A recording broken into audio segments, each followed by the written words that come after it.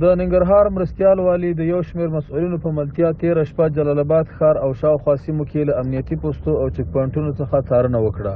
د ننګرهار مرستیال والي مولوي محمد رباني ناصح چې د امنیه قومندانۍ د امنیت امیر مولوي محمد طاهر مبارز او یو شمېر نورو مسؤلینو ملتیا کوله جلال آباد ښار او شاوخوا سیمو کې له امنیتي پوستو او چک پوینټونو څخه د امنیت تامین په موخه څارنه وکړه. یادو مسؤلینو د مجاهدینو د قربانیو او خدمت ستاینه وکړه چې شپه او ورځ د ولس د امنیت په موخه هلې ځلې کوي او ورته سپارښتنه وکړه ترڅو د امنیت تامین په موخه پر ټولو یو ډول قانون پلی کړي.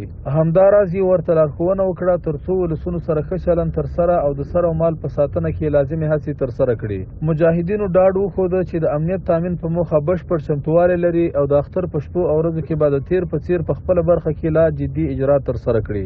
د ولایت مرستیال او ورسره مسؤلینو په ورته وخت کې ولسونو سره په لیدنه کې دوی ته د امنیت ډاډ ورکړ او ورته سپارښتنه وکړه چې خپل کارونه په ډاډه زړه ترسره کړي.